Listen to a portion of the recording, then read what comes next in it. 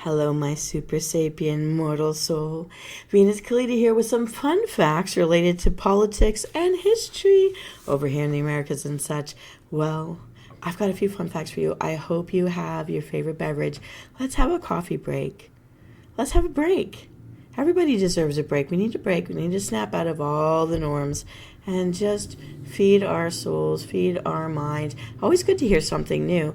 Let me feed you with some fun facts, and then you can go on out there and spread them with everybody, because it's always fun to be the person with a new story. It keeps us interesting. I'm going to drink some iced tea here today. I'm feeling it.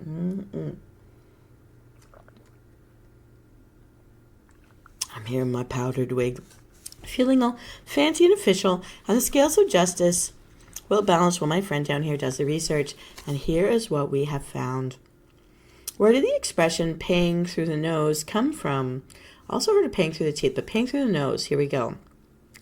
In Northern Ireland during the 19th century, the British introduced a harsh poll tax of 1 ounce of gold per year on all Irish households. The tax was nicknamed the nose tax because if a person didn't or couldn't pay, he had his nose slit. Oh, this cruel but effective procedure gave rise to the expression paying through the nose, meaning if unreasonable due payments aren't made, there will be dire consequences. That's actually horrific. Why am I surprised? Stupid wig. Stupid wigs. All right. Why is someone displaying absolute loyalty said to be true blue? With this slogan, a true covenanter wears true blue, the Scottish Presbyterians adopted blue as their color in the 17th century, so 1600s, during their defense of their faith against Charles I. The instruction came from Numbers 15:38. Oh, you can look that up. That's a Bible, by the way, Numbers, capital N, 15:38 in the scriptures, which tells of the children of Israel to fringe the borders of their garments in ribbons of blue. Blue is a powerful symbol of Judaism and the national color of Israel. Oh, I didn't know that. I didn't know that because I always thought of like the blue and orange picnics are like Protestants versus Catholics, like because Catholics would be the green. I don't know.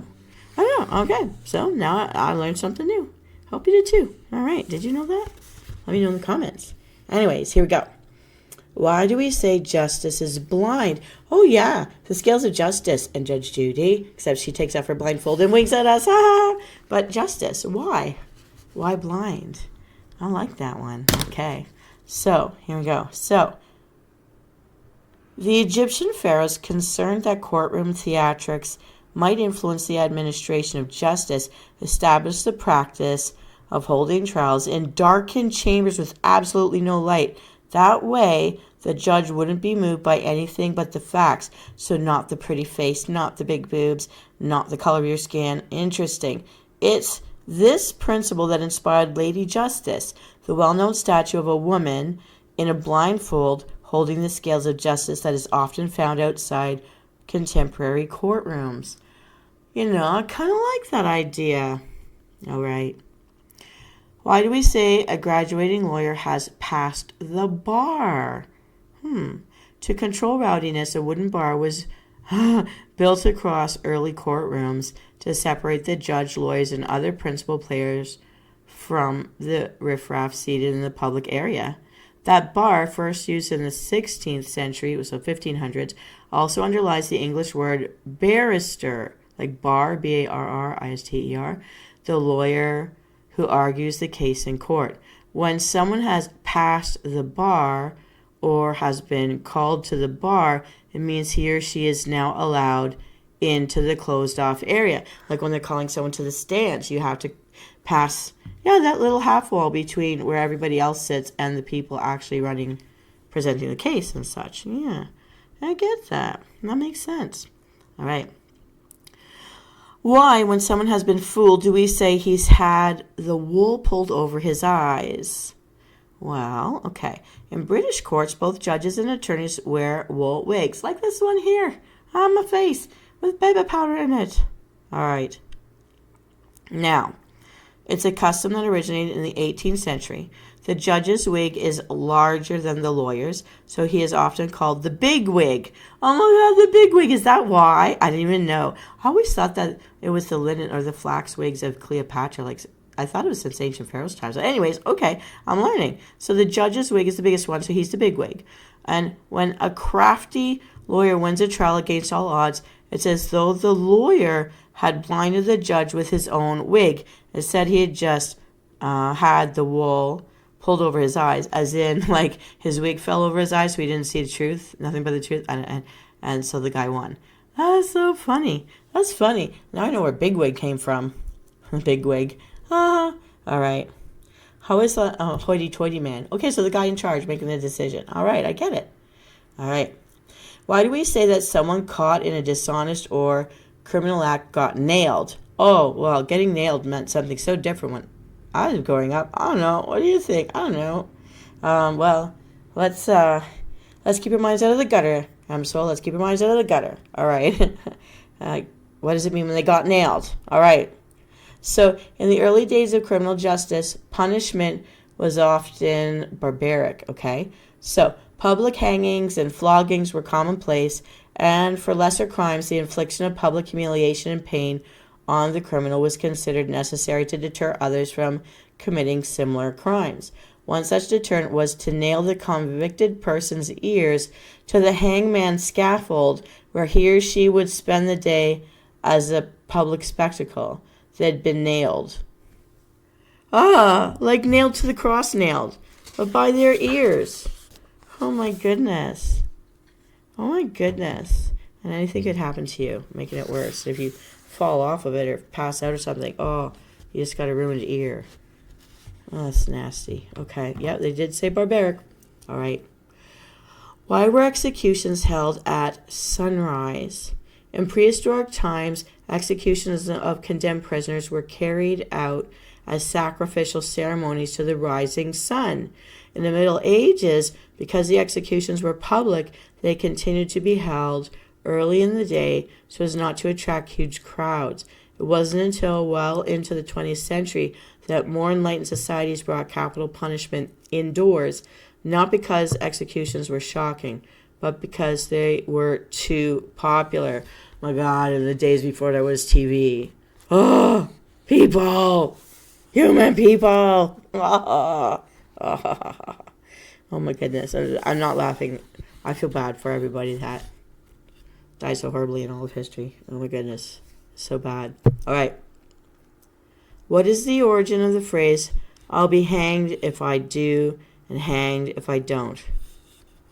I've heard a similar phrase. Damned. Damned if I do, damned if I don't. Okay, but coming from hanged, why? When America was fighting for its independence, the British poet Thelwall was arrested after enraging King George with his liberal, seditious support for the colonies. In prison, he wrote to his lawyer, I shall be hanged of I don't plead my own case. To which his lawyer replied, you'll be hanged if you do. His lawyer got him off, and the phrase became a slogan that contributed to the demise of the royal cause in America. Oh. The debate, okay. All right. Why do we refer to an important issue as the burning question of the day? Interesting. Let me find out. Okay, so during a time when the church and the state were equal in government, anyone failing to follow the state religion was burned at the stake. Those who demanded the separation of church and state were considered heretics, and thousands who were caught discussing the issue were burned at the stake.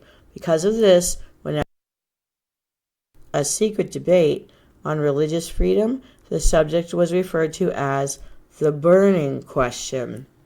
Oh, you get burned for that. Don't talk about it here. No.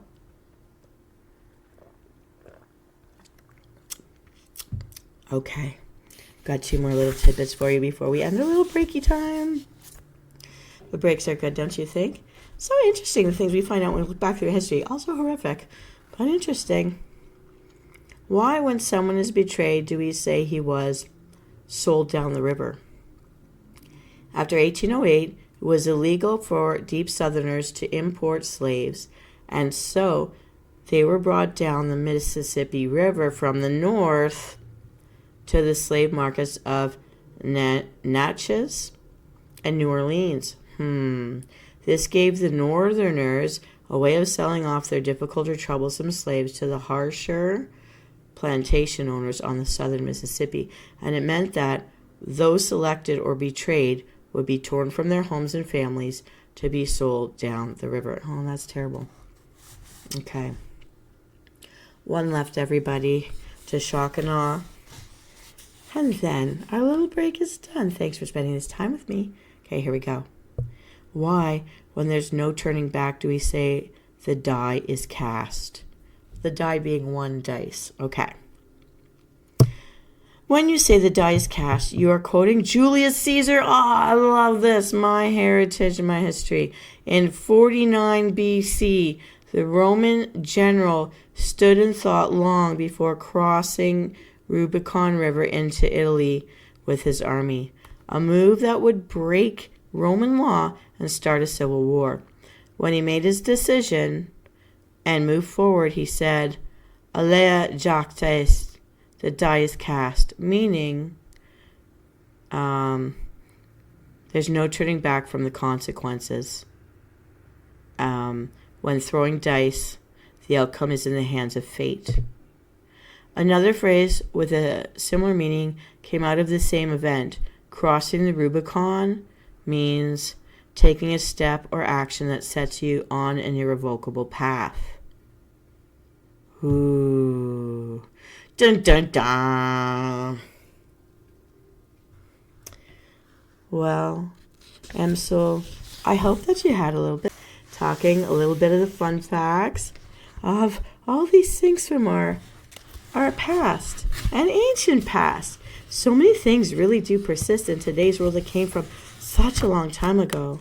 But I guess clever is clever and interesting is interesting. Horrific or not, we've fired off a few neurons. We've got a few new fun facts to share with our friends when we get back to the water coolers. Well, this is Vita's Callida. Have a wonderful day out there. Don't forget, you don't know an explanation for taking a break. Not even to yourself. When you need it, take it. And when you're looking for something interesting to stir your mind, just take a look at all my different podcasts and my episodes. They've got lots to offer. I am a variety show after all. This is Vita's Callida. Have a wonderful day out there. You deserve it. And I'll see you next time.